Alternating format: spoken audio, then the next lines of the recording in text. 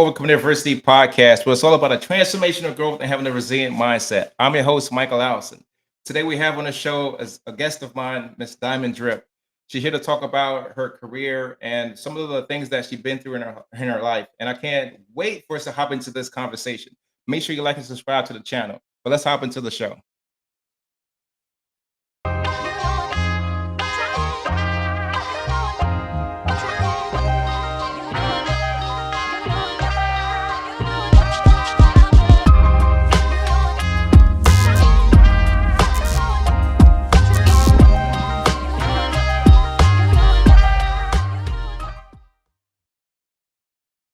Miss Diamond Drip, welcome to the show. Thank you so much for having me, Michael. Hi. What's up? What's up? So you're from the DMV. I told you I used to live in DMV, and there's so much that I love. I know more particularly you're from Maryland, but I love when I was there working. There was so much tradition and heritage in regards to just understanding the culture of what Maryland, DC, and Virginia had for many people that lived there. If you can, tell me a little bit about your brand, what you stand for, and just a little bit about your upbringing. Yeah, thank you. So I grew up in DC, and what comes with that typically, because DC is a city, because it's expensive, my mom and I bounced back and forth from Maryland into DC. So while I do claim the DMV, I never actually lived in Virginia, and based on the way Virginia votes, I don't know. But, yeah, I am a business resilience coach, and I have pretty much made it my mission to help other people change their challenges and their resistance, which I use interchangeably with the word fear, and use that as motivation and as fuel to be better and to do better things. And yeah, I get to do that every day. Just push the needle forward. Most definitely. I think in these days and these times we're having some troubling issues and things like that. So I think it's quite essential for what you're doing right now because there's so many people that need your help. Can you tell me a little bit about like how does your program, how does your service help business owners or just personal people that are looking for the types of services that you're offering? Yeah.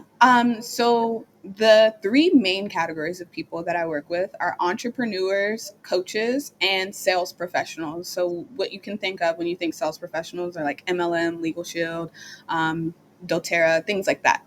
And so what I do with the clients that I work with is I help them to cultivate the skill of public speaking so that Mm. they can create their own stage, whether that's online or in person.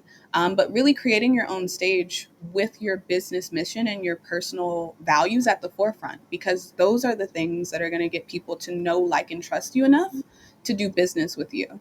Now, obviously, once you do this enough, you'll gain some visibility for your business, and you're going to have leads and you're going to have clients, and there's going to be a need for systems and structures to be in place. And so that's the second part that I help my clients with, which is implementing things like Calendly, things like Kajabi, which is one of my favorites for saving time and money. But yeah, and implement the systems that are right for them and their business so that they too can save time, money, and energy.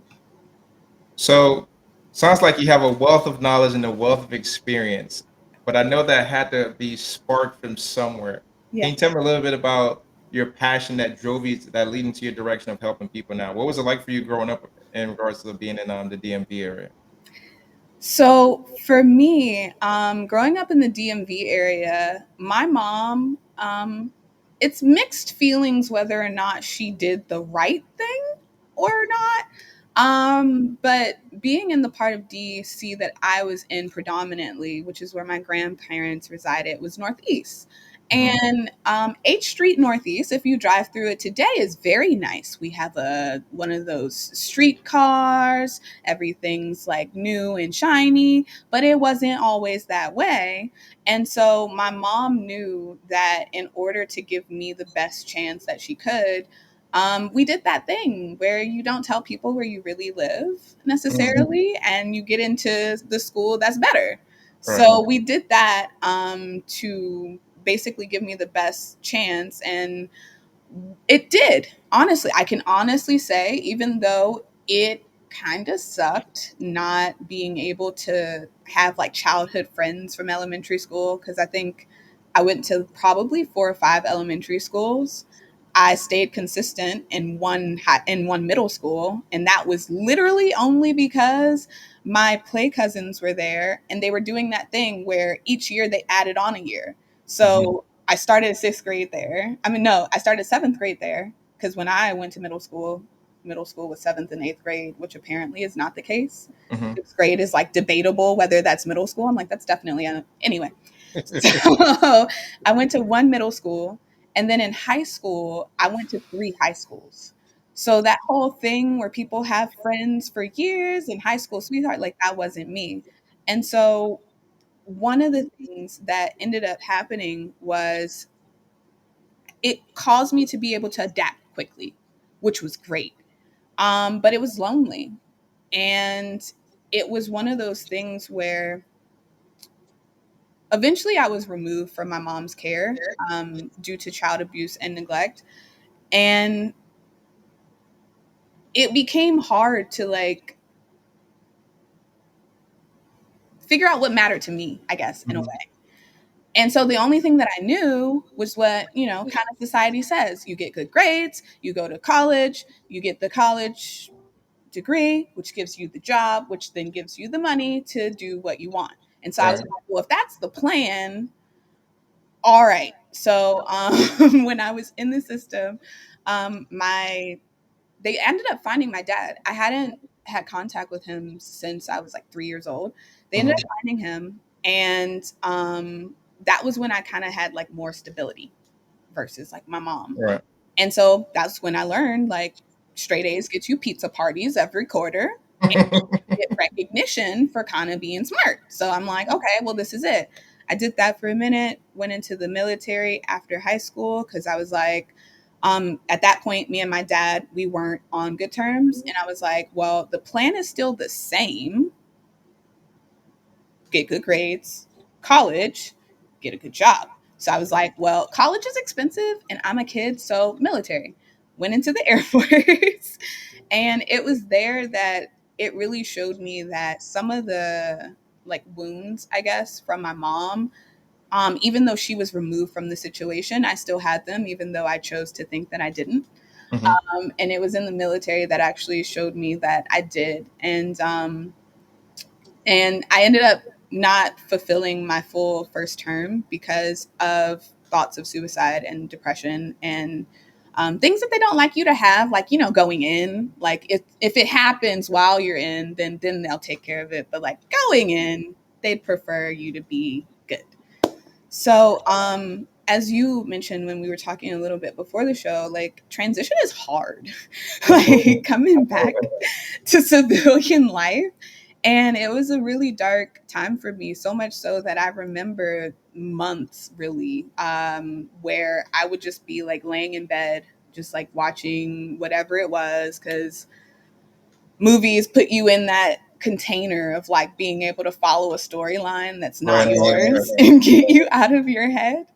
And one of the movies that I watched was Pain and Gain with Damon Williams, I think, Hmm. and John Cena or somebody. And they worked at a gym.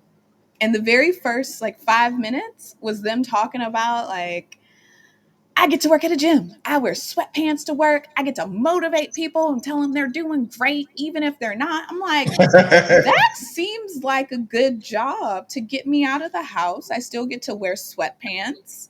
Seems like a good fit. So I ended up working as a front desk person, and my brain just it makes plans. I'm a natural planner. I call myself a recovering perfectionist, and I couldn't help but, once I was there, I'm like, there's room for movement here. Like, people are leaving and not doing their jobs. Hmm. That's never been my problem. So it's usually served me well.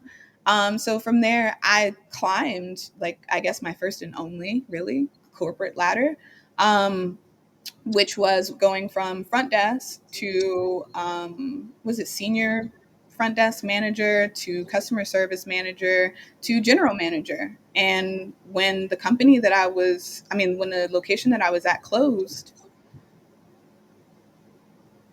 because they lost their lease, it put me in this like scarcity mode again, which I like hadn't been in for a Hmm. very long time. And by this point, I had a 2-year-old, and I had just signed a 12-month lease for my Mm. first ever like official apartment where I like had to give social and things like that. Like it wasn't just me subleasing someone's. Right, right, right, right. So from there, I was on unemployment because I qualified, but unemployment with a 2-bedroom apartment in Maryland and a 2-year-old is not gonna do very much. Right, right, right, right. Absolutely. So I Right. did that quick money thing of like Grubhub, Uber, Lyft, and things like that, and I was like, I still got to worry about taxes. I don't think this is for me. So I was like, so if I'm going to have to do a bunch of work anyway, and I'm still going to have to worry about taxes, what kind of business can I start? And that was when I started my first business. Um, that was 4 years ago. And so since that time, I've grown and evolved as a person. And during that time, I started my second business, which is my current business, Diamond Drip Consulting.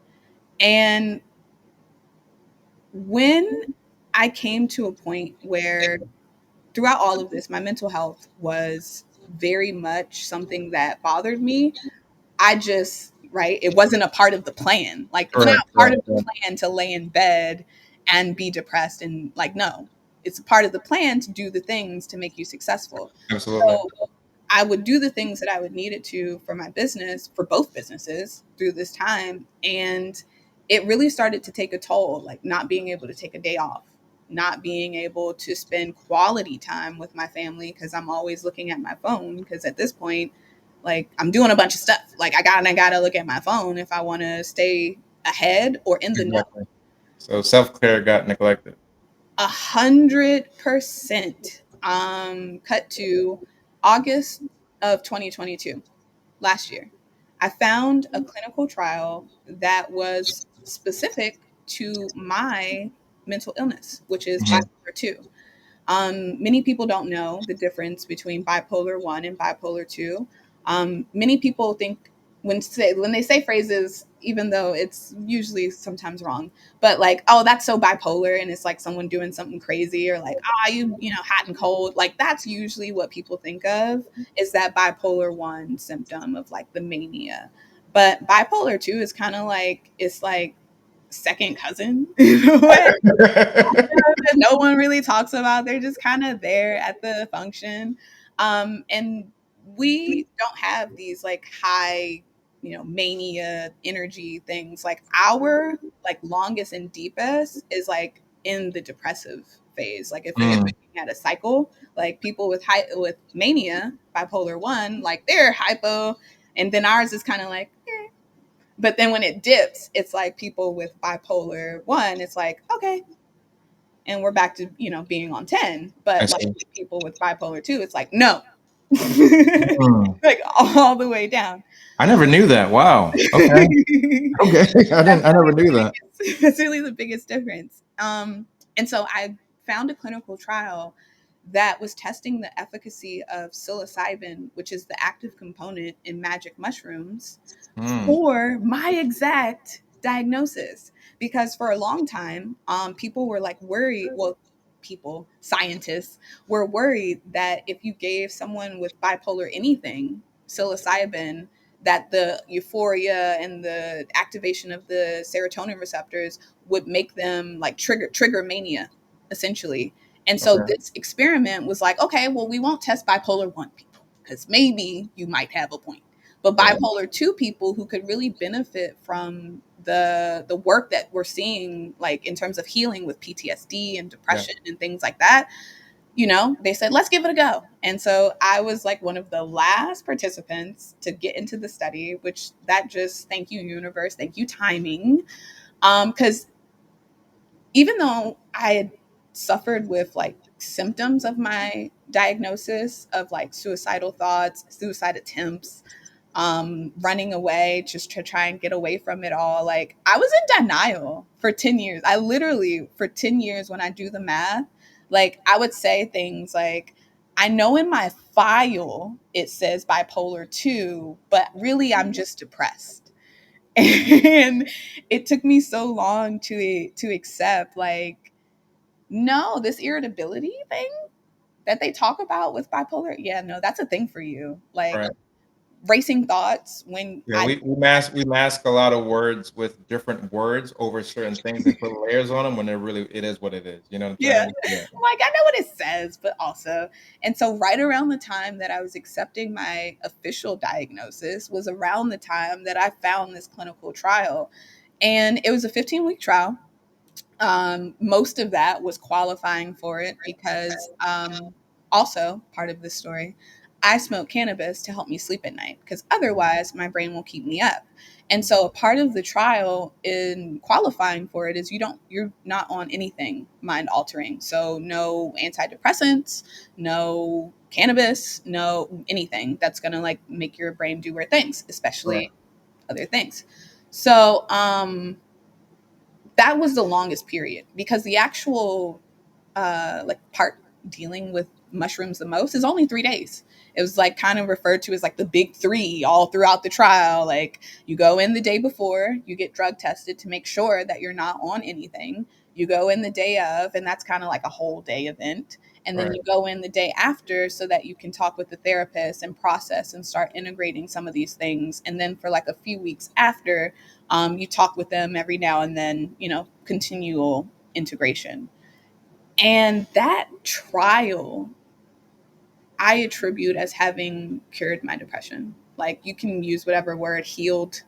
I was I gonna like say to it say, sounds like you had a breakthrough. yeah, I did. I gained self compassion and Hmm. self forgiveness and self grace. And those are all things that really helped me in my business. I learned things and made connections. Like, it's always been my mission to, like, as a parent, not be my mom. Hmm. And in many ways, I thought that I was succeeding in that. And I was, right? I'm not abusing my kid. I'm Hmm. not neglecting my kid. Right. But um, the work life balance thing, like, that same want of like having my mom there playing with me, interacting with me, was something that my daughter, like, while I wasn't abusing her, I'm literally the opposite. I'm like giving you everything so that I can like work and hit goals. And in the trip, one of my breakthroughs was that connection of like, she's still kind of like the same way you were calling out for someone to play with you. Right. Like, she's doing that. It's different circumstances, but Right. she's you right now still. Hmm. And so, like, things like that, it made me realize and think about like what matters to me right now. Like, yeah, I haven't, like, being able to say I'm a student and a mom and I run two businesses is great. But if the flip side of that is having breakdowns every other, like, am I really successful at that point? Right. You're Um, not being truly efficient and effective as well too. so it was these insights and this self-compassion and self-grace. Um, and then later, as recently as March, I found a mentor that helped me actually tie all of this together. It was those insights that was like, okay, I think I need to step away from my first business, because if I think about it, it was really started as necessity. I Right. lost my job.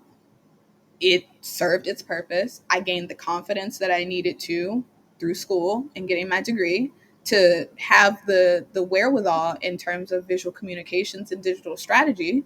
So you can, right, you can kind of let it go. I know it's hard, right? It was your baby, it was your Your first. baby. Also, this, what do you want to be doing with your life? And what I want is to be able to literally open up Zoom, not even on a computer all the time, because I've done a few Zoom calls on my phone, and just with the knowledge and the insights and the gifts that I'm able to give through strategy and through like just mindset, really, because that's one of the areas that I specialize in, just help people. Hmm. And while I could help anyone, I say things like business is my jam. because it took me 4 years of putting together pieces of things and finally seeing like, oh, like now that I have a mentor after 4 years of not having one, seeing like the extra steps of the things that I was doing, like, but I just didn't know about the extra steps. It was like, if I just could have kept doing that for longer, if I just had somebody telling me, don't give up on that for longer, like, but That I that's didn't. that's the key to mentorship, they give you the clear blueprint, and, I slacked on that several years ago, but, that has been one of the, like, the biggest key or transition for myself once I decided to, like, implement those things into my life for my professional development and personal development. Yeah. Yeah. So, I right? do know. Hey, I wanna unpack a couple things because you shared a great bit about some of the things that you've experienced, your transition, and I think some of our listeners want to like extract some of those and see if some of those things you talked about could help them make an impact in their lives. So I want to talk a little bit about you've experienced trauma through your mom, and then you was put into the system, if I'm not mistaken, what you said, Yeah. and then you eventually connected with your dad, but that relationship became strained at some particular point. Being in that situation, in that scenario, and going through that, can you impart to our listeners if they're a kid or if they have a kid, can you talk about what that was like in regards to what you was feeling like? You don't necessarily have to talk about what the some of the things that took place, but what that was like, I guess, a little bit, and some of the things that you think about now that could help with some people that's listening, like decision making process and how to get through some of those trauma type of feelings as well. Yeah. 100%. So, one of the things that I experienced just having gone through those periods of time in my life was when I like bird's eye view, hindsight is Mhm. always Right, right. like 2020. It was like a lack of control, really. And what I mean by that is, and I was literally just talking about this the other day. So when I went into the system, I didn't know that I was going into the system. What ended up happening was I just kind of one weekend things just kind of like festered over, and she hit me and it left marks. And Wow. so normally she doesn't leave a mark. And so I was like, okay, I want to go to my guidance counselor because these are the people that they tell us to go to when we're Mhm, in need. And I want to tell her what happened this weekend because I feel like this shouldn't have happened, but mhm, like maybe I should get a third party opinion mhm, or something. mhm, And so it was in doing that that raised red flags, which then when they tried to rope my mom in, I don't know if, it was whatever she was dealing with at the time, mental health wise, but she just like, the phrase like fight or flight, like she just like flew. Essentially, she was like, "What? This is crazy! Like too much pressure."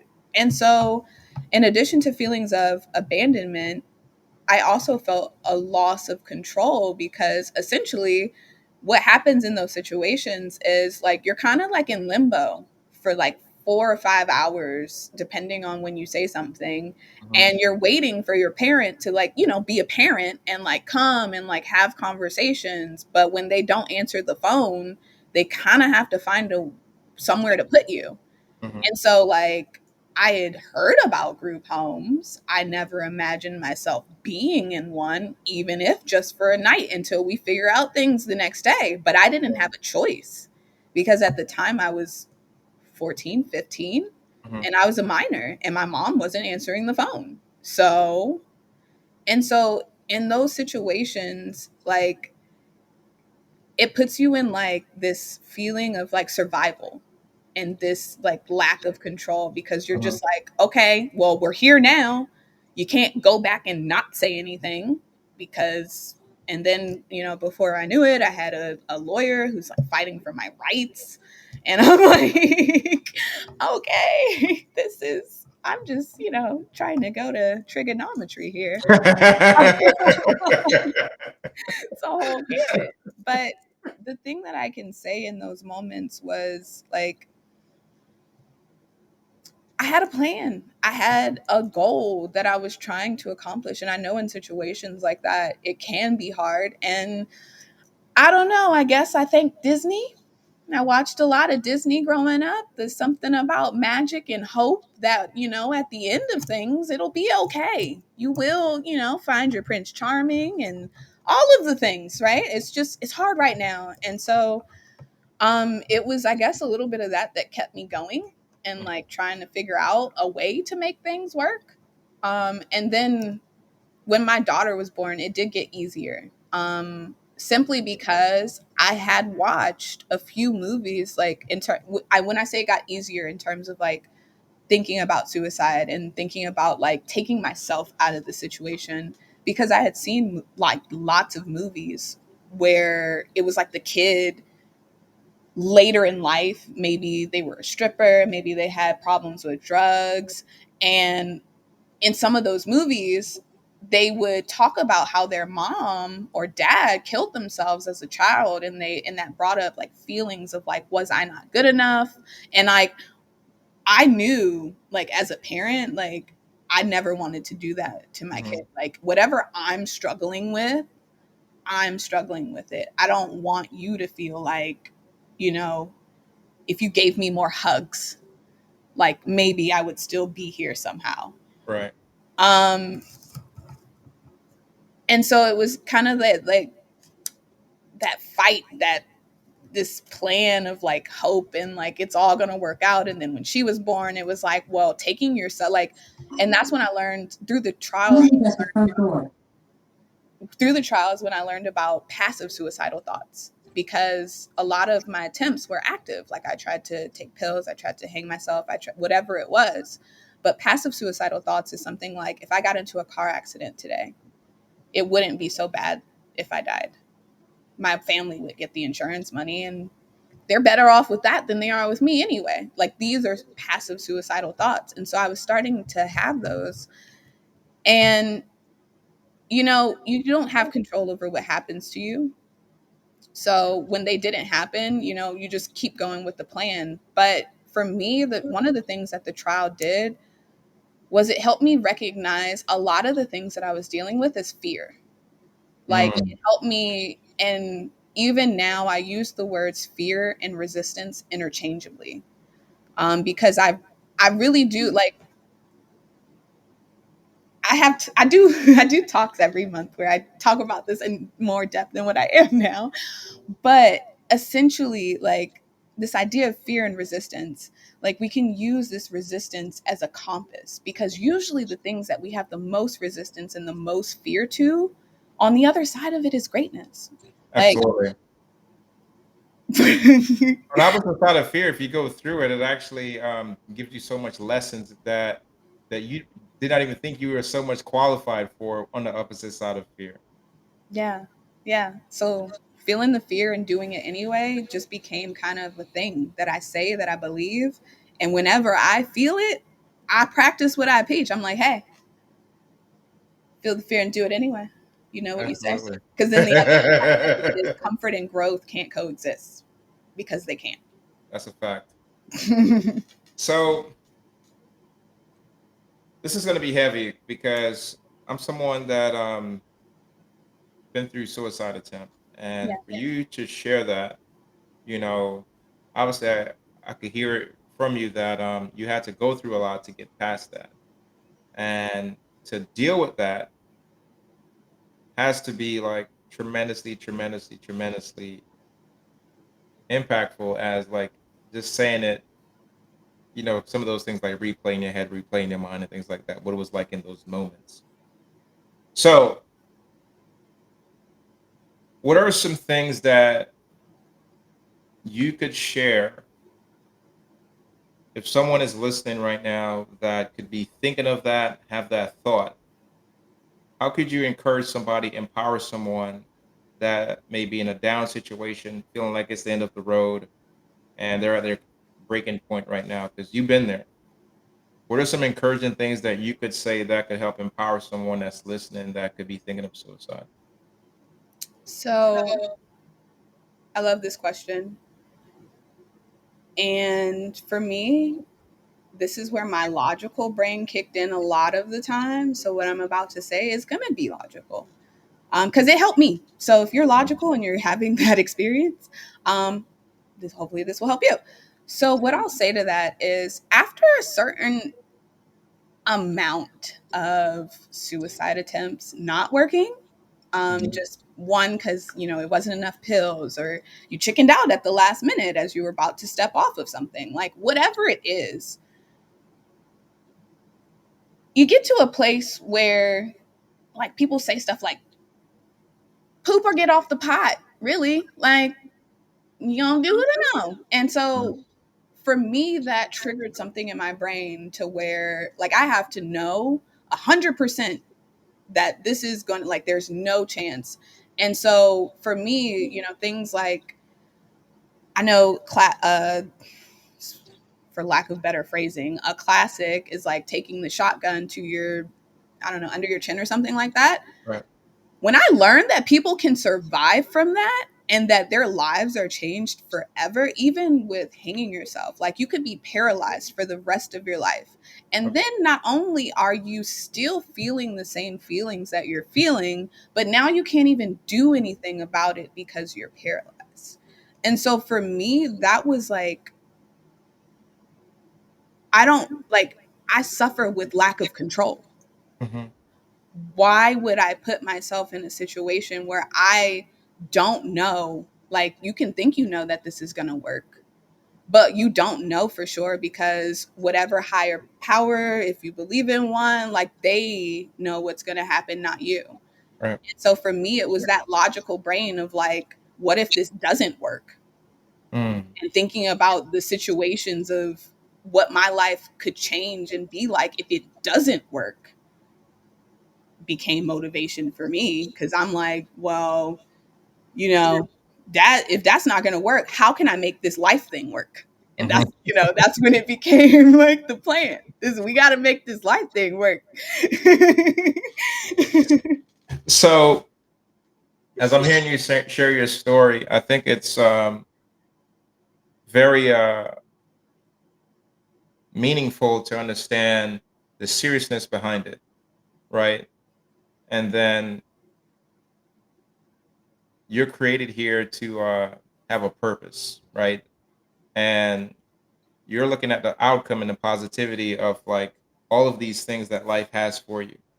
And that's what it was for me as well. I know because at the time I had a son and he was a baby.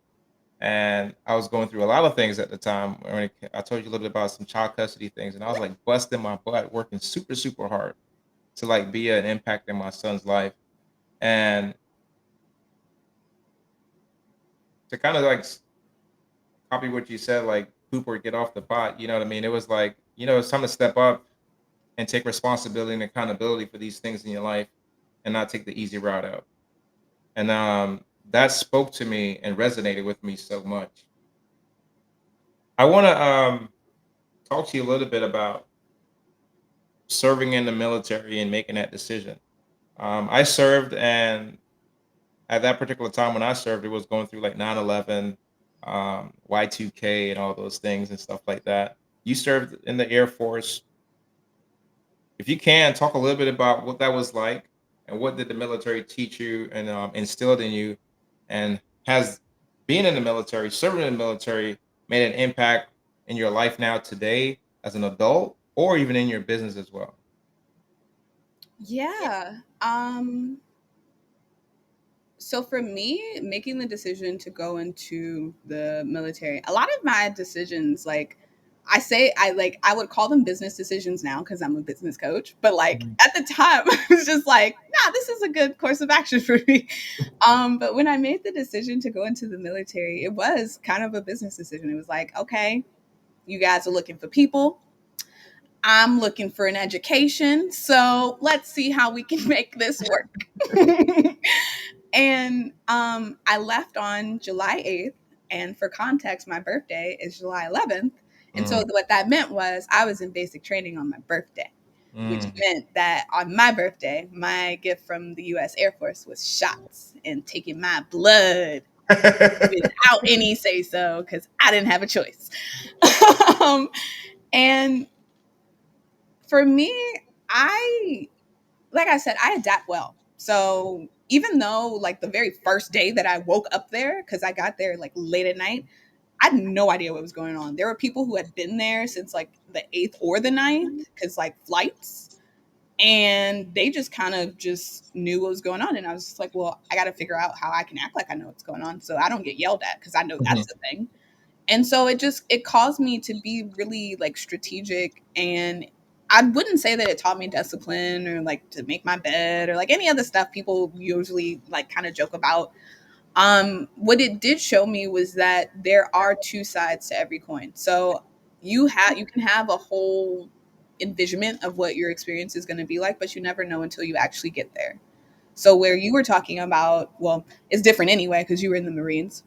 But when you were talking about like that time of like 9/11, that's like years ago. When mhm, I went into basic training, they had just built what other people who didn't have such nice circumstances called Disney World, mhm. because we had automated, water filters to fill up our canteen. We had AC that didn't break.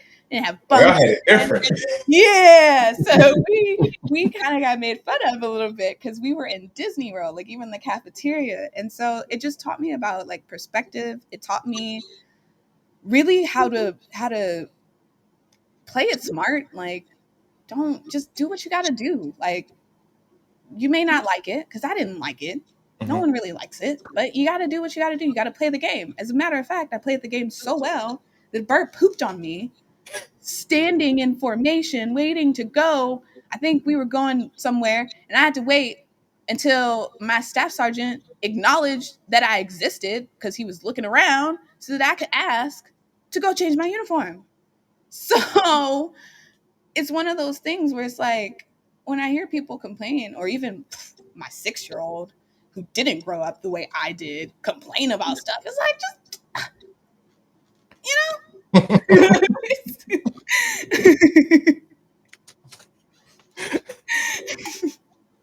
So, when you transitioned out of the military, I know for some veterans, the transition can be hard when it comes to like acclimating, finding a job, finding a house, paying bills. If you got kids, take care of kids. Because most people that join the service join as a teenager, so full on responsibilities are not there until obviously you become much more of an adult. What was that like for you? Was that transition kind of hard? Was it easy? Did you get any help? Tell us a little bit about that. Yeah, I had help. So the before my dad was found, my aunt on my mom's side took me in what's called kinship care. And when I got out of the military, that love didn't change. Especially because her late husband was in the Air Force for years. He Mm, actually okay. served in things. And so for me, when I got home, like I didn't have to worry about, where to live. I really didn't have to worry about food. I was smart with my money. So I took advantage of the fact that I didn't have to pay for a place to live or food or insurance, and I saved. Good. um, so I did have, like, as she would call it, play money, Mhm, because she was helping me out with like the, real life expense money. mhm, The hardest thing about coming back for me was, one, my mental health, because the last 2 months that I was enlisted in the Air Force were spent hospitalized in a hospital. mhm. So it was because of my struggles with Right. thinking about suicide. So it was my mental health. And then I was in a long distance relationship during my time in the military. And when I came back, I learned that infidelity had happened. So I also had to deal with that. Mhm. So it was hard in those ways. But again, it was, well, how do I make life work? And so even when it came to my relationship, you know, technically I'd never want to speak to you again ever in life. But also, you're the only person that I've really been talking to for like the past year. Hmm. I don't want to let this relationship go. So we tried to figure out how to make it work and all of these other things. And it just, it just, for me,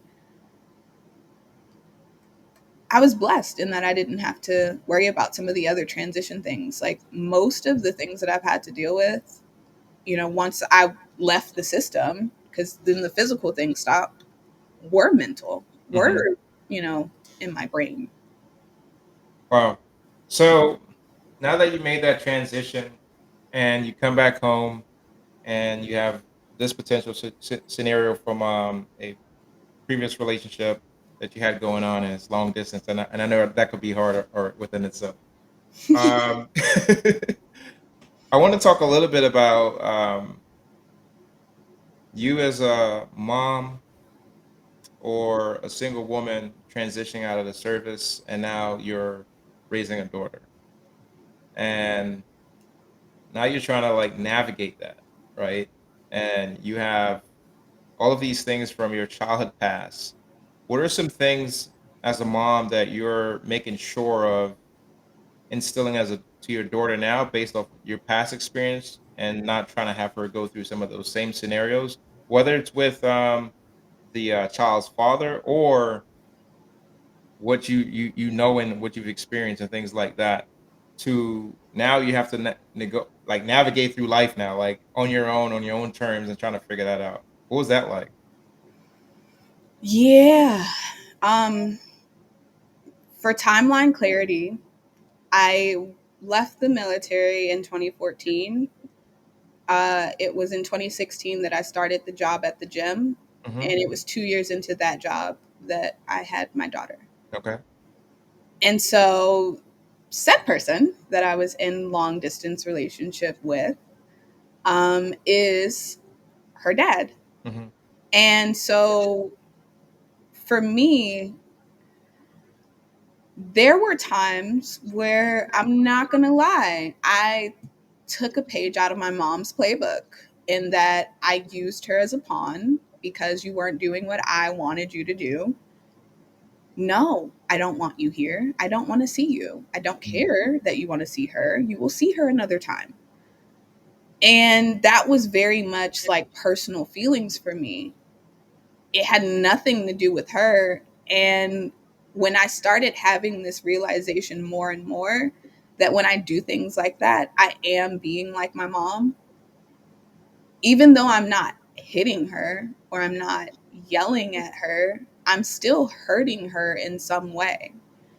And so when that became clear to me, I started to seek out ways to, well, not be her. So she didn't like to, well, she liked to rely on support when it was convenient for her and things worked in her way. But the minute that changed, then you are a problem. You cannot see my kid anymore. And so she dwindled her support system in doing that Hmm. throughout the course of me growing up. And one of the things that I knew that I was going to have to do to not be like her was to rely on my support system. And I am so thankful that I did, because my aunt and now her dad and her nana on dad's side, they're a part of the system that keeps me being able to be in Zoom calls all day and not have to worry about, is Taylor going to get home? Right.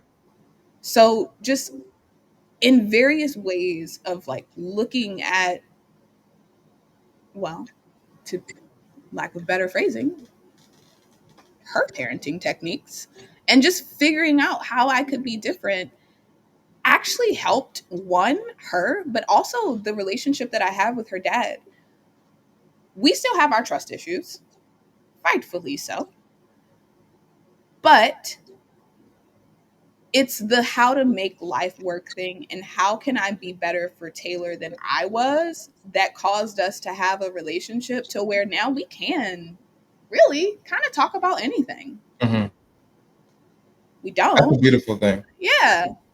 So it's nice. I think I answered the question. That did. So this is one of the questions that I love to ask people when they come on the show. So you're a woman that has been through some childhood trauma, and some things as a young adult as well. But at some particular point in your life, you had a breakthrough, you had a transition, and life started going in the direction and the destination of where you wanted it to be at. Can you tell us what was that pivotal moment for you where, okay, all right, I've been through all these things in my life and I no longer like it. I don't want to be in this space no more, that sort of thing. And this is where I want to be. Can you tell us about what was that pivotal moment in your life where you said enough is enough and this is where I'm going? And then if you can lend towards that, um, who helped you, if anybody, or what things did you implement to get to where you want in regards to like mentors, accountability partners, mentorships, or you know what I mean? Those types of things. If you could talk a little bit about that. You did that thing I do where I ask like 6 questions in one question, and I'm like, okay, here we go, attempting to answer your beautiful question. So, if there was a moment, so from the outside world, if you don't know my mental health or any of the things that I struggled with, it kind of just looked like I switched path to path to path. Like, and every time I switched, Hmm. I moved up, I went up, I was successful. But for me, that moment didn't come during any of the like climbs or like any of that. It really was a testament of the trial that I participated in. That it was like a week of like a couple of things that happened. Like it wasn't any just one thing, even though the first moment that I'm about to recall on I would pick. But essentially, for so long it had felt like a dark cloud. Part of the qualification to get into the trial is you have to have had like at least 2 months. Like there wasn't a period in your life where you didn't experience depression for 2 months. So like 3 weeks, something happens. 2 weeks, something happens. But there was never a consistent period of time for 2 months where I was not depressed. And so when you have that kind of cloud, when it lifts, it's like noticeable. Hmm. And so I had noticed like the lightness of it, Hmm. but it wasn't until like it was a Tuesday.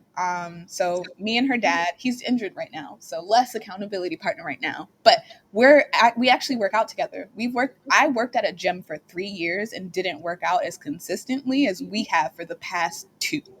We know Tuesdays and Thursdays, sometimes Wednesdays, we're strength training and cardio. And so I had worked out, and when you work out, you get endorphins. Right. I love water therapy, I guess. Showers, like if I'm feeling like icky, I take a shower and I normally feel better. And so I worked out, I had a shower. It was, summertime still. It was like September, about to be fall. And I was on my way to pick Taylor up from school, which when I pick Taylor up from school, I get there so early that I don't have to deal with the parent nonsense. Like I literally get to her school an hour and a half before so I can park on the staff side and just walk over, but no one can say, how long I've been there on the staff Right. side because no one's watching the cameras that early. So I get there early and I, can do some work and then I just walk and go get her. And so even with that, like the ease of that, just that whole transition, like I remember thinking it would suck to die today. Mm. Like as I'm driving and how I would have those normal passive suicidal thoughts if this car ran into me because people are crazy. I died somehow. Like it would really suck to die today. I have so much that I want to do. Like I have to change my bit, like because this was when I was figuring out what the things that matter to me. Like I have to change my business around. I have to create work-life balance. Like I have to figure out how this can work. And I just reveled in that thought for a moment because I'm like, wow, when was the last time you ever thought it would suck to die today? Wow. Especially since getting life insurance. Like, what? And the second moment that I'll just really quickly touch on, I don't remember what happened, but for a time after the trial, I would listen to music in the shower.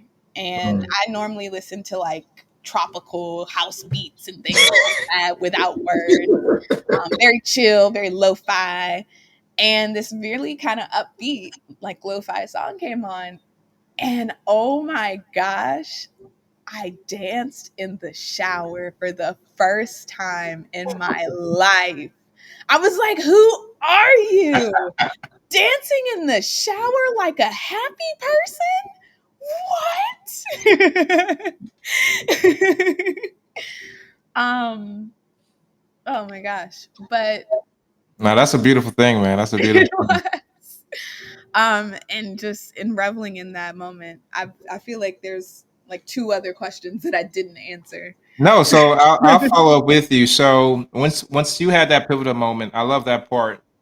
If you can tell me, man, if who impacted your life? Did you have mentors, Oh, accountability partners, or anybody like that that helped you along your journey? therapists. I had therapists along the way. That's like I didn't invest in a mentor or an accountability partner all throughout. Since when I had my first hospitalization, they make you go to therapy. Well, highly recommend that you go to therapy after. Hmm. And it was I'd never been in therapy, so that was my first instance, and it was like, oh, this is nice. And so as I began to like grow up, and especially when I was in the system, and later while being in the system, I was sexually assaulted and I had to deal with therapy of that. Wow. Like, it showed me just how much relying on someone in that way, and it was just like this clean thing. Like, it was different than a friend or like a family member. Like, with them, you kind of have to have your walls up because you don't want to hurt anyone's feelings. You don't Right. want to say the wrong thing. If you're beefing with them, you're not going to talk to them about why you're beefing with them. Like, but with therapy, it's like, no, I pay you money to help me with my problems. Like, you literally have to sit here and listen to me and give me advice. So do that with all of your fancy degrees. And I guess that's the closest that I got to it until March, where I hired my first mentor, and that was in business. That I won't say that had nothing to do with mindset, because when you're an entrepreneur, when you do personal work, like, the better you show up in your business. But that was really, the first time mentorship Hmm. as a thing was a thing. Okay. That's amazing.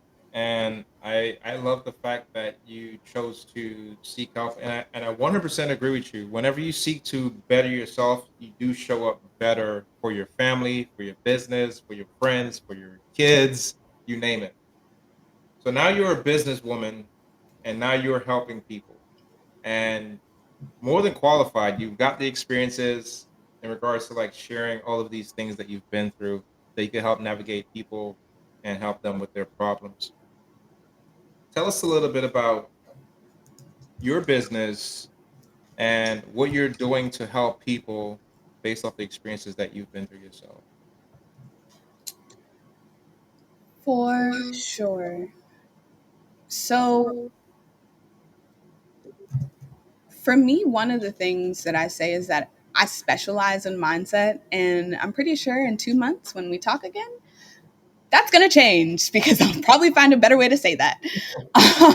But I like to say things like I specialize in mindset because really the three things that I work with people on, which are mindset, accountability, and connection building, Hmm. otherwise known as sales and marketing. Hmm. These three things are interdependent upon one another. And if I have my virtual background up, you would see that I have mindset as like the foundation, and it's the biggest. Because without that, you're not going to be able to show up consistently and do the things Propels you. you Yeah. need to grow in your business. And if you're not doing those things, then you're not getting visible online, you're not getting visible in your community, you're not building those connections that are going to help you be profitable and be able to give back and have that work life balance that we think about when we think about entrepreneurship Hmm. without actually being in it. I agree with you. So being someone that's working with entrepreneurs and you're trying to help propel their business, help them propel their mindset, and gain that level of connection. What are some strategies that you could share with some of our listeners that could help them with their businesses? So I feel like I kind of, you said strategies. Can I give mantras? That's fine. That's fine. Okay. I kind of teased at them, but one of the things my mentor says is tell them what you're going to teach them, you teach them, and then you tell them what you told them. And so this is like the recap of that, I guess. So the first thing is to feel the fear and do it anyway, because clarity comes from taking action. It's when we feel the cortisol levels rising and the heart quickening and the anxiety and the what if brain, as I like to call it, what if brain, because it's what if this happens, or this happened before, what if it happens again? Like, we're Mhm. living in the past or the present. I mean, we're living in the past or the future. We're not being in the present. And when we're living in the present of what is an example in my program, what it is a mentor is in front of you telling you the proven systems and strategies that are going to work to get you visible and magnetize the clients Right. who are waiting for you. Like, that's what it is. You're thinking about, like, well, I tried that master class that one time, or I saw this one YouTube video that says something, and I think that that would probably work. Like, no, what you have is someone telling you what's going to work. Don't live in the what if. So feel the fear and do it anyway, because clarity comes from taking action. It's when we take those, as we sometimes call them, imperfect actions. Because if you're like me, you're a recovering perfectionist. And so I have, especially with graphic designs, like, I have things that I'm like, it has to be just so. And even with that, I've started to say things like, it doesn't have to be perfect, it just has to be effective. And so with that, the last one that I kind of teased at that I'm gonna like drop on, I guess, is that comfort and growth can't coexist at the same time. I mean, well, obviously that's what coexist means, but comfort and growth can't coexist. When you are feeling this fear, this resistance, when you're in your head thinking, what if, and all of that stuff, like, typically, once you do the things, especially if you talk about it with a trusted advisor and you get Mm, like the go ahead and the mm, recommitment is like there, like, success is on the other side of that. absolutely. Greatness is on the other side of that. So comfort and growth can't coexist. You have to be willing to get a little uncomfortable if you want to be able to grow and evolve. So, Miss Diamond Drip, before we get out of here, I just want to tell you first and foremost, thank you so much for being on the platform, sharing your story, sharing your expertise as a trusted advisor with your business. If anybody wanted to work with you, book a consultation with you, or anything like that, or if you have anything to offer, how can they get a hold of you? Of course. So anything social wise that you want to connect with me on, you can find me at Diamond Drip. Sometimes Diamond Drip's discussions, but just Diamond Drip will do.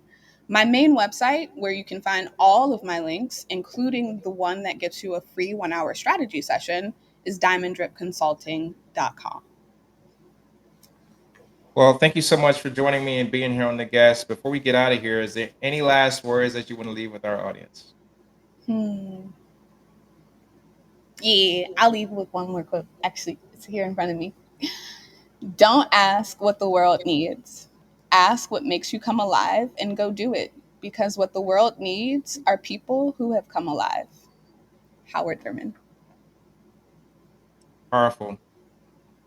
Well, Diamond, thank you so much for joining me and being here, being totally transparent and vulnerable and sharing your story. It was truly inspiring for me. Made an impact in my life. I obviously we spoke off of the camera prior to and getting on here, but just to hear much more about your story and what you've been through and how you overcome that, I'm truly inspired and just thank you so much for sharing that. Thank you. Until next time, guys, we'll drop episodes weekly. Make sure you like and subscribe to the channel. Peace, and we out of here.